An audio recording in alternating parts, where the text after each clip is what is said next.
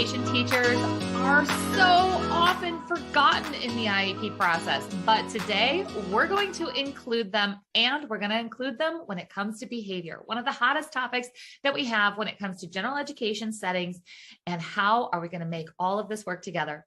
This is exactly why I brought Maria to the Special Education Inner Circle podcast. Maria, thank you for being here today. Sure, no problem. Thanks for having me. So just share with us so we know what lens you're looking through as you start to give us some of the, really awesome things that you brought for us today. What brought you to the IEP table? So I am a behavior specialist in a public school. Oftentimes when I'm invited into IEP meetings, it's to help guide interventions around behavior intervention plans or behaviorally targeted goals in the IEP. So I help provide to the teaching team on what that could look like, what different goals we could have for different students and the behaviors that we want them to engage in. And if we are doing a formalized behavior intervention plan as part of the IEP, I help the team through that process. So your role is a little different than what people typically think you might be doing. So you're not providing a lot of direct services to students, you're providing staff support. Exactly. I provide very little direct service to students. I provide a lot of staff support and staff training. I model interventions, help get interventions up and going in classrooms, provide that training to teachers as needed and requested in my building. So yes, very different than what most people assume a behavior specialist does. Yeah. So a lot of people are listening right now and they're like, how do I get one of you into my school?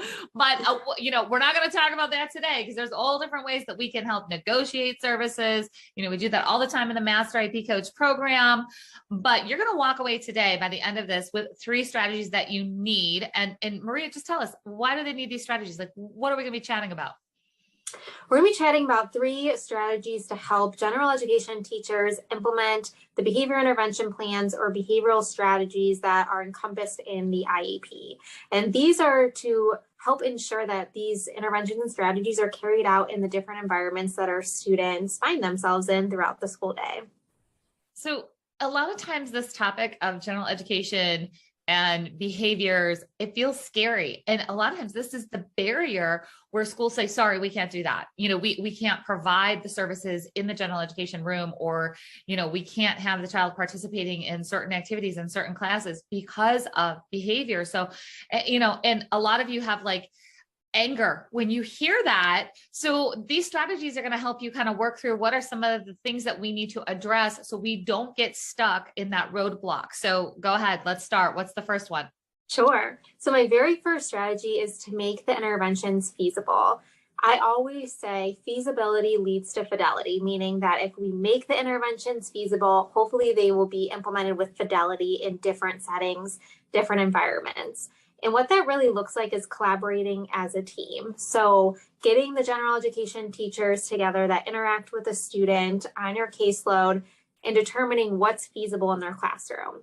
We know what's feasible in our classrooms. A lot of times there are more resources in special education classrooms in terms of personnel, or there are just different materials that we have access to that general education teachers might not have access to.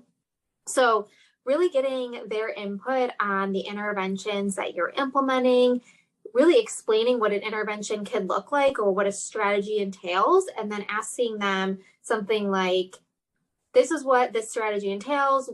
Does this sound like something that can work in your classroom? What can we do to make this work? A lot of times what I see is special education teachers helping guide general education teachers through this process, through collaborating on an overall strategy and then breaking it down to what that could actually look like in a general education classroom. I think so often our special education teachers assume that things need to look the same in both environments. And what I'm hearing you saying is we need to adapt some of that to the teacher, to that environment. And that's okay. It doesn't have to look exactly the same all the time.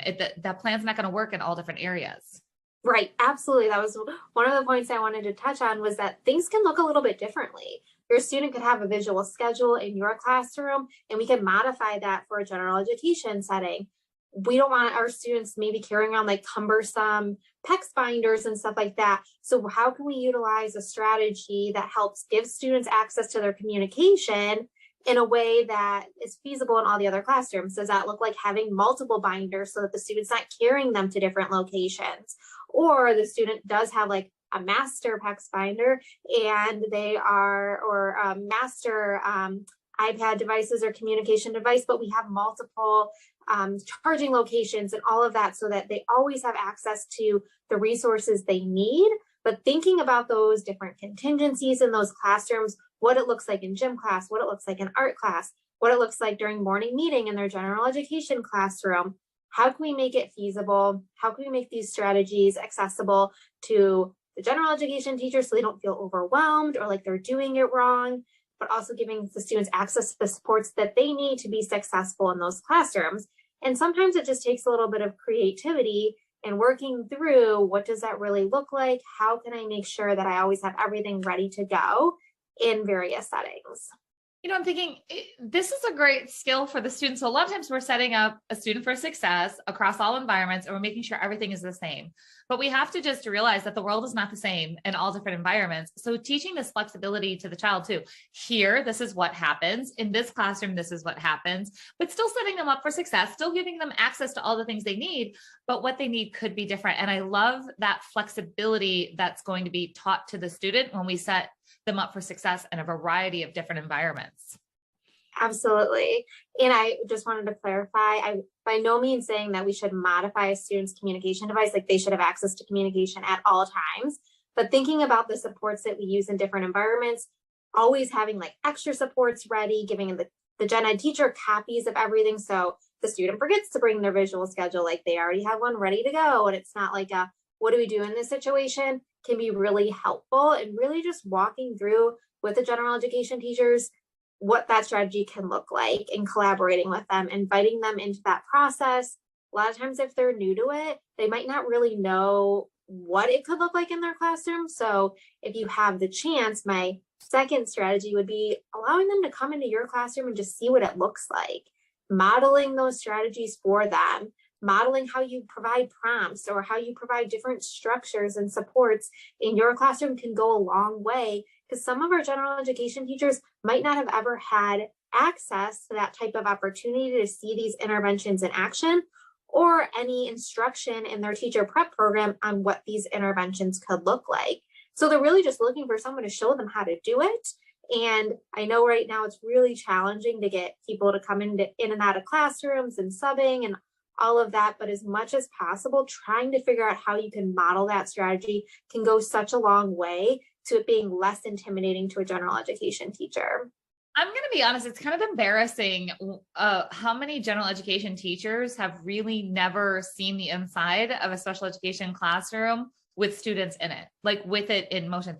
And embarrassing, I mean, just as a whole, like the system has not been set up for special education teachers and general education teachers to work together. So then the parent comes in the mix and they're like, why can't this just happen? And it's like, well, I don't even know how to make that happen, because so that whole invitation in, a lot of times we're thinking about how do we, get the special education teacher into the general education room so she can figure out all the things over here and help train the teacher, like you just said in the, in our first strategy.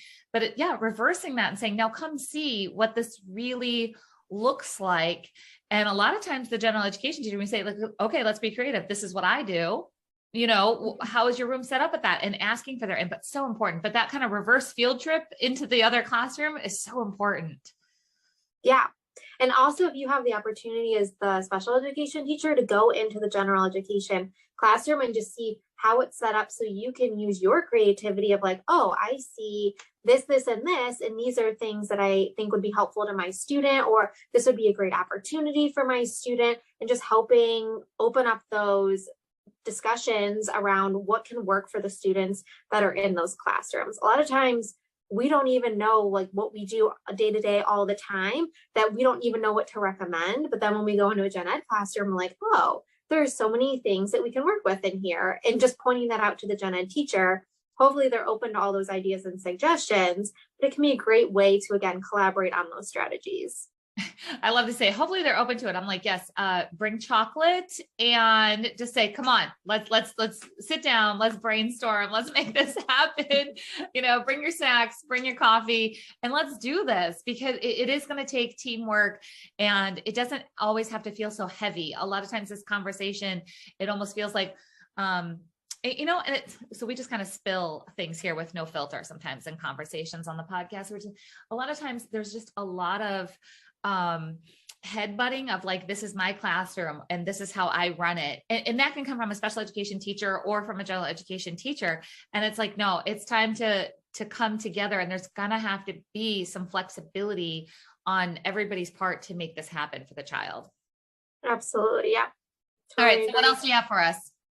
Okay. So one of my last strategies is to play out all those what if scenarios with the general education team. So set up those contingency plans. What if the device isn't charged? What if they forget their visual schedule? What if they have this, big emotion and this large behavior in my classroom? What do I do in these situations? And have contingency plans. A lot of times what I've noticed is general education teachers seem a little bit intimidated by what might, or any challenging behaviors that might happen, or the supports that they have to provide, making sure that they're doing all the things necessary so that student can be successful. And when those situations happen and it's like, what do I do? It almost like creates this little bit of a barrier, or like in the behavior word, what we call like escape, maintain behavior. It's like, I don't want, like, this makes me uncomfortable. I don't know what to do. I don't feel like this is in my control anymore. So I'm going to try and escape these situations in the future, right? So they're resistant to things in the future. So really playing out all of those what if scenarios, walking through any scenario they might have in their head about what could go on in their classroom or how to provide support in their classroom. I know a lot of gen ed teachers are like, what do I do if the kid just says no, or like they don't want to do something? Like, just providing those strategies. What do you do in those situations? How do we help the student be successful so that it kind of eases that stress? We all have a plan. What are we going to do? It kind of helps bridge that barrier, and really, again, helps with that a collaboration piece of the whole entire behavior intervention plan. Absolutely. And, I want to talk about another kind of, it's not really a strategy in the same way that you have these strategies, but it's something that needs to happen. And it's that relationship between the general education teacher and the student. So many times we put the student into the classroom and it's like, here's your new classroom. But where was that relationship? That student doesn't necessarily know that their strategies were set up for them, or they don't know that this is their teacher. And sometimes the general education teacher is not taking ownership of like, this is my student in my classroom. It's not like it's the other teacher student who's visiting my room. So can you speak on that a bit, on how do we help a general education teacher develop a relationship with a student and then help the student feel like that is their home? Absolutely. One of the things that actually a colleague told me that I thought was gold, and I've been working into a lot of my recommendations, is if we have a special education student going into a general education classroom and a behavior happens or a situation happens, instead of calling, which a lot of times the special education teacher is called on a radio or an administrator is called on a radio and they're running to save the day, still call that person for support if you need that additional support, but have them go in and teach the rest of your class or do an activity with your class while you work with the student through what's ever going on. While the general education teacher works through with that student what's happening or that emotion that they're feeling, or getting them to de-escalate. Granted, you've done the contingencies, they have the training, they know what they're doing, so that it helps build that relationship. The kids want to know that you're there with them through the great times and the really challenging times, and that somebody else is just not going to rush in and save the day. And because that perpetuates the thought that, well, this is my teacher, this person is just, I'm just visiting in their classroom, or the gen ed teacher thinking the student's only here for an hour a day. So, that's, somebody else's student and they need to take care of all of these things. But really helping the team in that way and just build that into a contingency plan. If you have to call me, I'm going to come in and I'm going to do a circle with your class, or I'm going to do an activity with your class. and you're going to go out with the student into the hallway and help them de-escalate, or you're going to take them to the place that they need support with, or you're going to keep pursuing whatever, the task was at hand with the student. And hopefully that helps build that relationship. Most of the time, gen ed teachers have a great tool bank for building relationships. It's in those really challenging times that we retreat and we're like, we don't know what to do. Let somebody else take care of this. And that could really fracture the relationship and perpetuate that, like, my student, your student, this is my teacher, that's not my teacher type of scenario that we see a lot. I love that strategy. I talk about that a lot when it comes to paraprofessionals in the classroom. I've never frameworked it for a teacher in that way, but saying like, okay, so a paraprofessional is in there. That doesn't mean that they're limited to only work with that student. And sometimes the teacher can come over and work with the student while the paraprofessional then goes in, rotates through the room and helps out. So then that teacher has some ownership of that activity specifically with that child. And the child's like, okay, yes, this person is also here for me. So I love those so much. Maria, I just want to say thank you so much for bringing those strategies. I hope you guys took a lot of notes. If not, go rewind, play again, because that's a lot of strategies that you can bring into the IEP. And I want to encourage everybody that you can use the IEP document to set this up for accountability, meaning all these things like the teacher will visit the other classroom and then that teacher is going to go visit the other, they're going to swap and make sure they do those field trips, into each other's classrooms, that you're going to have the trainings. They can be put into the IEP. The document is powerful in holding people accountable for these strategies, because a lot of people are going to think, well, we all said that this was a good plan and then nobody followed through. So do you have any really concrete things that maybe either you put into IEPs, or how do you do communication between the team to make sure everybody's on the same page? Definitely. One thing that we definitely do is before we leave a meeting, we assign action items to everybody. So, your action item is to schedule the visit to each other's classroom. Your action item is to, go in and model the strategy or utilize a planning period or whatever period it is to model the strategy. But we have these action items as well as like deadlines for it, in terms of like, when are we going to revisit these things? When are we going to take the next step? Whether it's like, okay, once all of this is set up, then we'll do this part of it. And then typically the case manager will oversee that those action items are hit upon. And then our special education supervisor will then ensure, again, that those action items were hit upon. But I would definitely leave with like assigned roles, because you are definitely right. You leave that meeting and it's like, okay, we said we would do all these things, but I don't have a meeting on my calendar. I don't have a sub for this day. Like, who's taking care of what? So we always leave with, okay, what are the next action items for everyone on the team? And for parents who are listening, you can request that to happen. It's okay for you to be the instigator of like, can we get a list of who's doing what by when? So this way we all just know. And that eliminates so much worry from a parent standpoint of like, are they really going to do this? How do I know if it's getting done? That communication can be huge. I love that. All right. So I'm going to make sure everyone has your information, how to contact you, all those things in the show notes. So if you're watching, you have everything that you need to get in touch with Maria.